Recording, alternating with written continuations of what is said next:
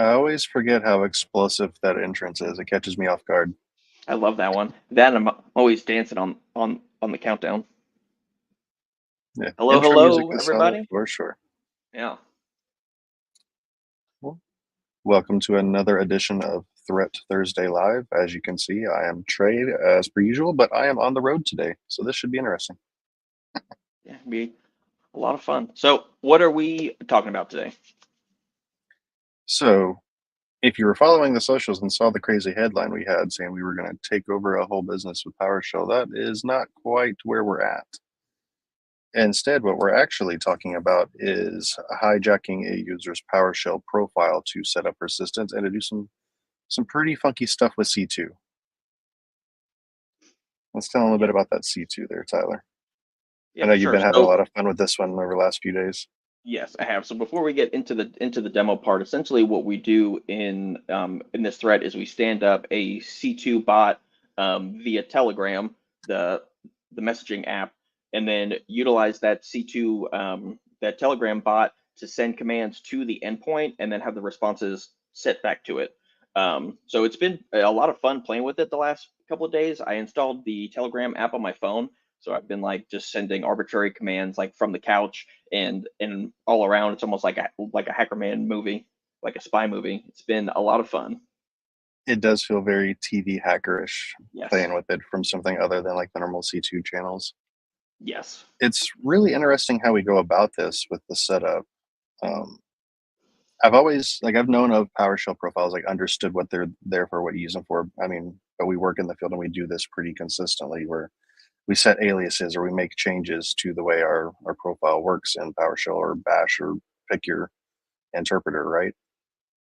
But I hadn't really thought about using it as a persistence mechanism up until here recently. And doing it this way with the added level of having it directly talking with a bot and issuing commands back and forth is just awesome in my opinion. Yeah, I think normally when I would think of persistence mechanisms that we normally see, it's always like the run key or something in the registry or a scheduled task or a service that's going to start upon reboot. So yeah, just modifying the PowerShell profile, which is again what we do in this threat, is something that's pretty uncommon. And modifying your PowerShell profile is not something that a lot of users even do. So it's something that could easily go undetected because you're just not monitoring it. Yeah, and it's almost extremely hard to monitor it as well because now you're watching individual files and that gets into that issue of do you want all of that extra noise? Yeah, say it is very difficult to monitor for just like individual file changes, especially for some that are as arbitrary as like your PowerShell profile can be. So it is, yeah, probably not something that you would catch initially. We'll show some other detections in it to try to catch some of the precursors as the C2 bot is installed, as the persistence is installed. But yeah, actually, the modification of the PowerShell profile can be very difficult to actually detect. Cool. But All I right, let's think get into with all that, let's get into it. let's start talking about some setup. What does this really require for us to make use of the Telegram bot and this C2 as a whole aside? All right, so the first one we'll do to kind of get into that. Sorry, let me get my screen right. Into that, so this is just our knowledge base article about it. Have some great screenshots in here. So really, what this thread is doing, like I said, is it's going to download two PS1s, two PowerShell scripts. One of them is going to modify your profile, like you see here. Let me zoom in a little more. Like you see here, it's going to modify your PowerShell profile to point to the PowerShell script that is the actual C2 check-in. So this profile include that we have here is where all of the information to connect to your Telegram bot is going to be stored in. And then we also include just some setup, some precursor steps for how to set up the bot itself. It's pretty simple. I did it yesterday in probably like 5 or 6 minutes, so it's not super complicated. Anybody can do it. And then once that is done, you take the API key and the group ID, and you just set those variables in the threat itself, and then you're good to go ahead and launch it. Yeah, and that Telegram setup as a whole, it isn't too overly complicated. Realistically, you're interacting with the bot father to get it to create a new bot. Yeah, You set up some of your settings in the channel and call it a day, really.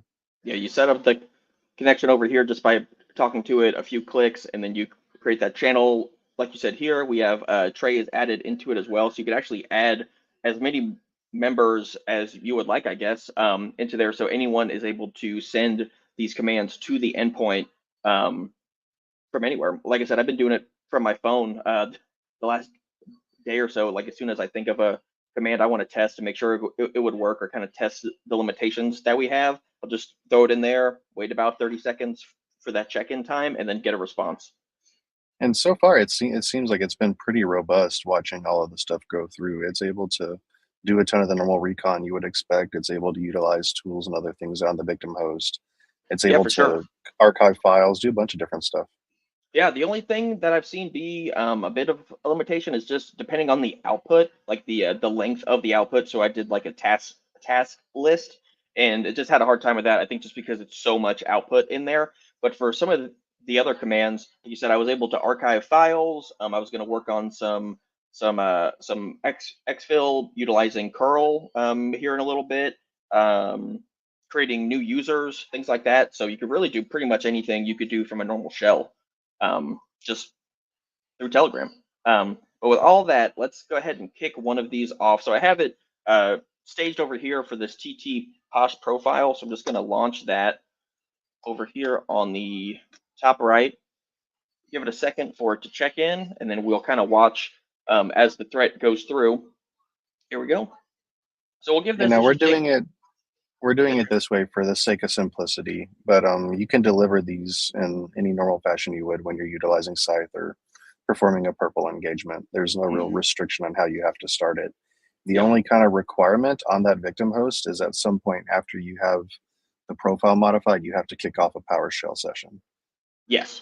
So, and the reason you have to do that is again, the persistence of this is that when PowerShell is launched, it's going to reference your PowerShell profile, and that's going to tell it to kick off the actual C2 a PowerShell script, which is going to connect back to your Telegram bot.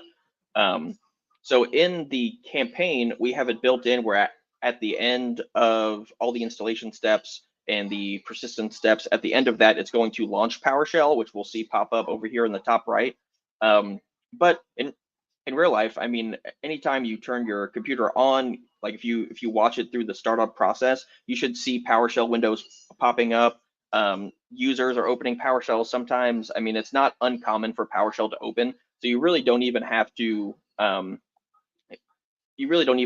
tell the threat or the campaign to launch PowerShell. You could just wait for a user to do it on their own, or if you are utilizing Scythe and you don't have that step in it to start PowerShell, you could just open a shell and open it that way. But You it's know, we going just through, include it in ours for the sake of simplicity. yes. So it's going through now. It'll go in, it's going to gather some information like what your profile path is. I believe it tries to get to another profile path. It's going to echo your temp. All these are set in there because these variables are going to be used later on down the line in the threat. That's what it's kind of doing initially. And then as part of the cleanup step or the reversion step, it's going to read. So type in command prompt will read that file similar to get content in PowerShell. So it's going to open up that file and see if you have anything in it. And that's just so after the thread is run, you can revert it back to what you already had and don't have this C2 persistence in there still.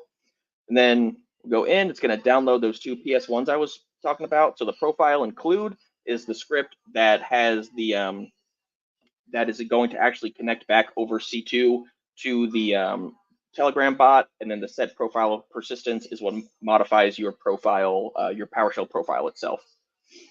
It's going to run some other commands. So we have it set some registry values, inside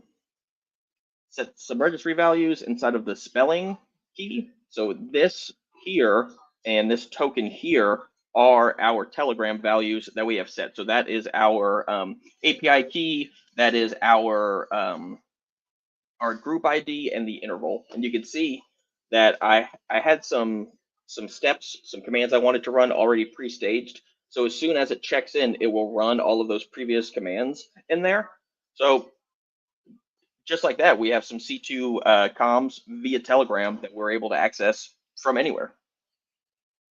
And it's nice too, because again, a big part of this was the persistence. So something happens, host gets turned off, comes back online, user starts doing their thing again. We get our Telegram bot back, basically. Mm-hmm. For sure. But so we had this stage, so it would kick off a few of those commands. You can stack them, so whenever it does a check-in, it'll run all of those, but you could also do them on the fly. So I will copy one of these out, put it down there. Hopefully the text isn't too bad. I can't zoom in anymore on Telegram.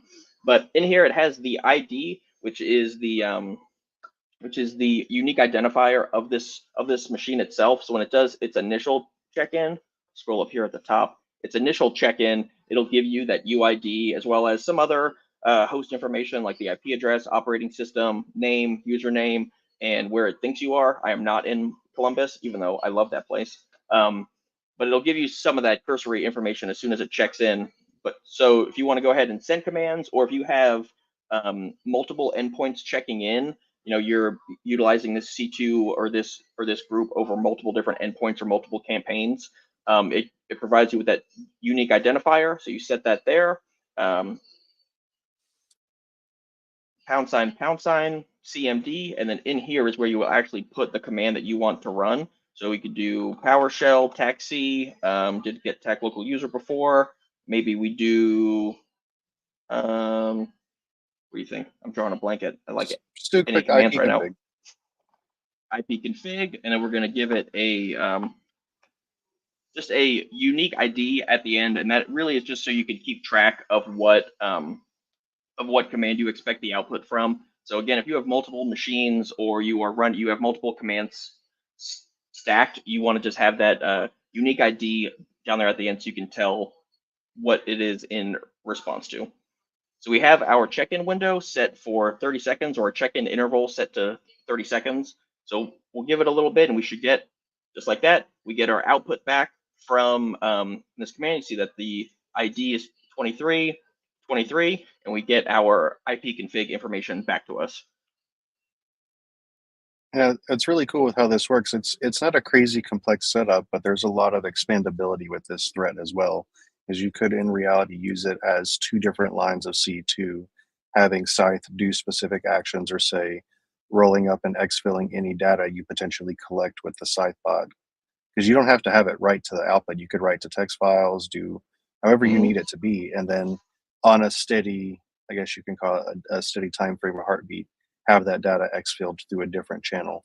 So it kind of distributes comms. Yeah, for sure. I say another way that we had thought of too is utilizing the direct download link and just modifying this to actually perform a wget cradle, a download cradle, and call this evil.exe 24. We'll store this in environment temp. All that set. You go ahead and run that. So you can even do additional downloads from this C2 channel as well. You can really kind of do whatever you want. So while that's going, we probably jump into detections, right? You'd say? Yep, let's talk about it. All right. So So, there's not a lot of meat on the bone for this one. oh, it gave me an error. Probably got to do some quotes and stuff, but yeah. So there is not a like I said, you're not really going to monitor your PowerShell profile configuration just because it's not there's not normally there is not a lot of juice there, right? So the juice isn't worth the squeeze on it. But some of the other ones that we have set up are for more of the precursors to gaining this persistence. So one of those is we change the PowerShell policies to an insecure level. So by default, your PowerShell execution policy is probably restricted, or at least requires like a signed binary or an already approved executable to run. So in this, we're changing it to bypass, which is going to allow it to run any executable. So it's going to change your execution policy So you're able to run any PowerShell command or executable that you want without it flagging you or stopping you. So that's one way, kind of a precursor. If you see that being changed, you probably want to be aware of that. We can also see that it's running this execution policy bypass explicitly for running your profile. So this is going to start your profile kind of as an executable. So that is going to kick off our C2 script. So again, you want to probably be cognizant of any of your execution policies changing. The only people that should be doing it are probably your administrators. So it should be easy to narrow down who should or shouldn't be doing this and get rid of anything that's benign. The next one we have is a script interpreter executing from a suspicious file. So this is a Sigma rule that is looking for executables that are running out of temp or command line values that are environment variables. That's pretty uncommon for normal usage. Again, if you are trying to execute something out of temp or out of downloads or out of basically anything that's not program files or system32, you're likely going to want to be aware of anything executing out of that. 1 second. Excuse me. Sorry about that. The next one we have is for non-interactive PowerShell processes spawned, which is really just a long way of saying that PowerShell is being started by an executable that isn't something someone clicked on, right? So it is an executable that's not started by Explorer, or it's not started by a script that you trust, right? So we can see in here that this is going off of the parent image. So we have the TT posh profile, which is running a bunch of the commands we've already seen. We have the cleanup. That is basically the same thing as the TT profile, just has those cleanup steps in there. So I ran that before to make sure that we cleared all the old artifacts out. The one that is very interesting in this that it catches, and we haven't talked about yet, is what is the visibility that you have of the commands being ran from Telegram, from that C2 bot on your endpoint? And the answer to that is it looks like this. So it does not look super malicious or even that different from a typical process being created or being executed. We see that the command line is a little odd because it's calling PowerShell and then calling it again to do a dir. But we could probably just change the way that we write the C2 commands to not have this PowerShell -c and just explicitly say the command that we want to run, because inherently it already knows it's PowerShell. We could probably clean that up a little bit to make it a little harder. One thing that is a little odd is PowerShell calling PowerShell. That could maybe be a little abnormal, but again, nothing about this is glaringly obvious that something bad is happening, at least as far as this is concerned, right? Maybe some of your command lines you would trigger on, but there's nothing yet that we see which would indicate some kind of external C2 communications giving these commands, right?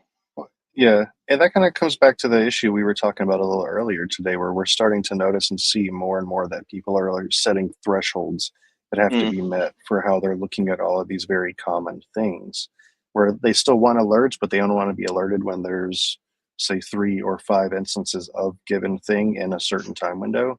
yeah. So it's really, I can see the benefit there, but it's also making it really hard to where none of this stuff is necessarily going to bubble up to the top until after the fact when you're doing incident response or having to Mm. try and figure out what happened.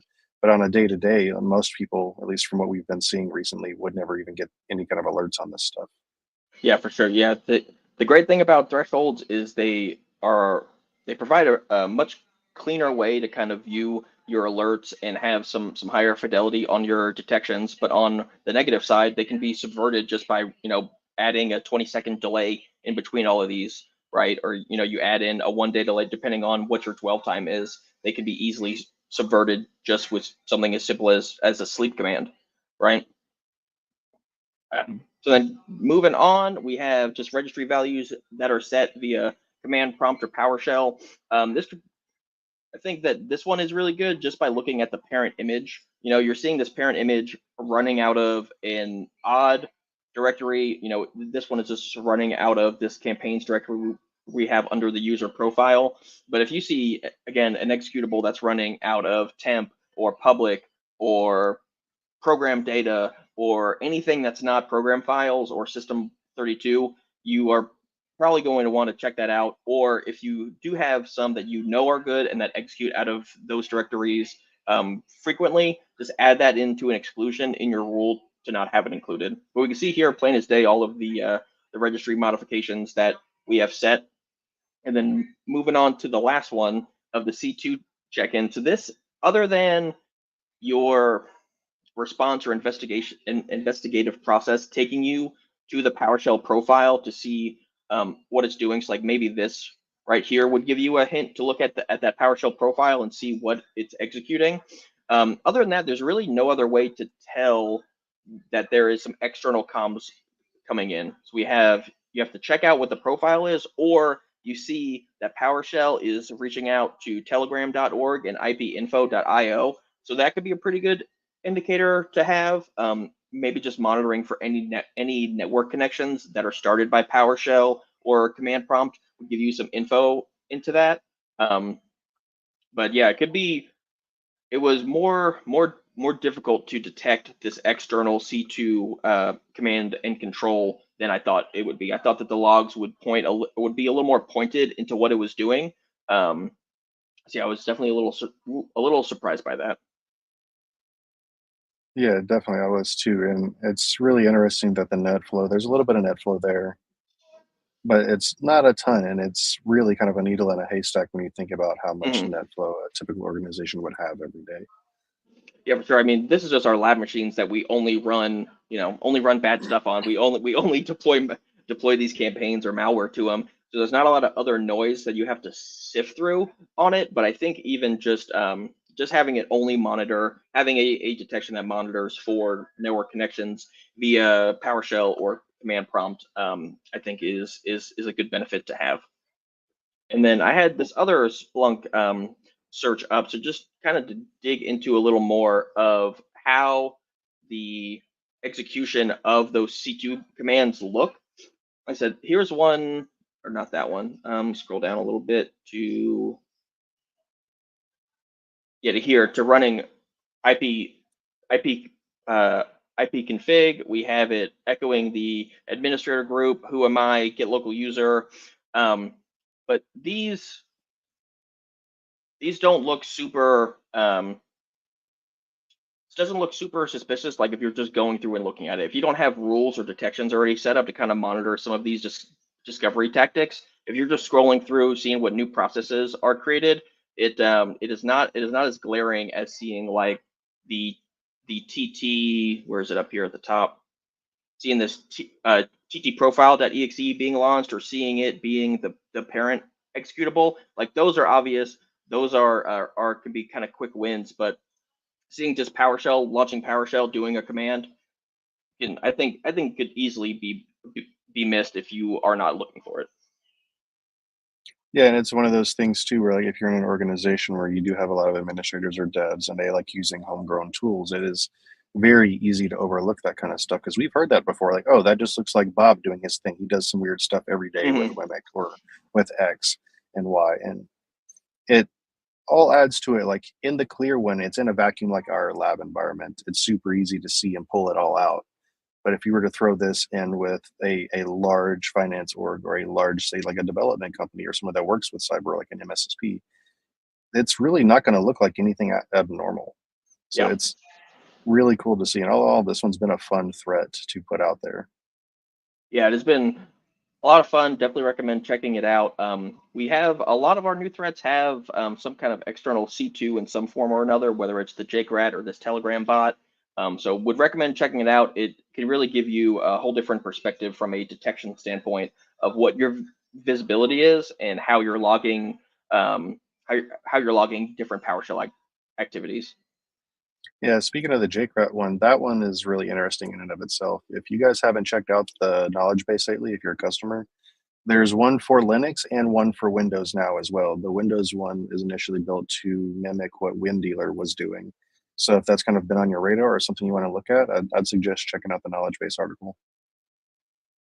Yeah, for sure. But that I believe is all that we have for this PowerShell persistence. Uh, Hopefully everybody enjoyed it and picked something up on this. Again, if you're a customer, hopefully go and check it out. It is a lot of fun. Trey, do you have any last remarks? Uh, nope. We're staying steady at that 25-minute mark on time. Yeah, We're not quite meeting our quota that we wanted.